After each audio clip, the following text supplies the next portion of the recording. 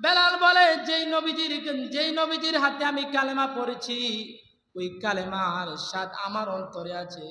যতক্ষণ পর্যন্ত আমার প্রাণ থাকবে, ততক্ষণ পর্যন্ত এই কালেমা আমি বেলাল ছাড়বো না। সুবহানাল্লাহ। বেলালকে খানা দেয় না। 3 দিন পার হয়ে গেল।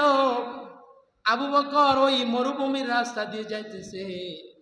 বেলাল শুধু তার মুখ দিয়ে দেখতেছে, শুধু একটা বাক্য বলে, আহাদ আহাদ আহাদ। তার পেটের মধ্যে পাথর। তখন একদল উমাইয়াদ উমাইয়া গোত্রের তাদের অনেক দাস ছিল। বলতেছে আবু বকর গেছে, বেলাল দেখে দেখে হাসি দিয়েছে আর শুধু আহাদ আহাদ বলে। বলতে সে যদি আর একবার আসে, তাকেও আমরা গ্রেফতার করে নিব। আবু বকর চলে গেলাম। এক এক করে 3 দিন আল্লাহ রাসূলের দরবারে গিয়ে বলে, ইয়া রাসূলুল্লাহ, ইয়া হাবিবাল্লাহ, বেলাল তো শুধু মুখে দিয়ে আহাদ আহাদ করে, তার মুখে খানা নাই। যদি কেউ তাকে খানা দেয়, তাকে নাকি গ্রেফতার করে নির্যাতন করা হবে। তারপরও বেলাল হারাম খাদ্য গ্রহণ করে না। একাধারে 9 দিন পার হয়ে গেল। আল্লাহ রাসূল মসজিদে নববীতে জুমার খুতবা দিয়ে বলে, ও মদিনাবাসী, তোমাদের মধ্যে কে আছো? ও মক্কাবাসী, তোমাদের মধ্যে কে আছো? ওই হযরত বেলালকে ক্রয় করে আমার কাছে আনতে পারবে?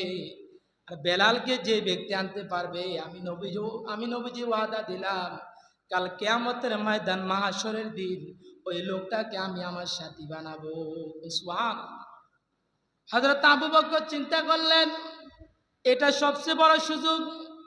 হযরত আবু বকর তার ঘর থেকে কিছু দিনার সংগ্রহ করলেন, কিছু রৌপ্য সংগ্রহ করলেন, দিরহাম সংগ্রহ করে তার একটা উট ছিল। অনেক বর্ণনা এসেছে, কানজুল ইমানের মধ্যে এসেছে, হযরত আবু বকরের একটা উট ছিল, উটটাকে বিক্রি করে দিয়েছে।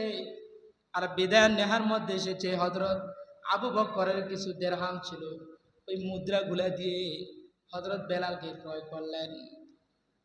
আল্লাহ রাসূলের কাছে যখন বেলালকে নিয়ে আসা হলো, তখন হযরত আবু বকর কে আল্লাহ রাসূল জিজ্ঞাসা করে, ও আবু বকর, বেলালকে কেন আনছো? রাসূল তখন হযরত আবু বকর বলে, আপনার ওয়াদা পালন করেছি, আপনার ইচ্ছা বেলালকে যা ইচ্ছা আপনি তাই দিতে পারেন। তখন বেলালকে রাসূলের সঙ্গী বানালেন। হযরত বেলাল রাসূলের দরবারে বসে থাকতেন। এক এক করে আল্লাহ রাসূল সাল্লাল্লাহু আলাইহি সাল্লাম তাকে দ্বীনের সহিহ বুঝগুলা, দ্বীনের জ্ঞানগুলা তাকে শিক্ষা দিলেন। যখন আল্লাহ রাসূলের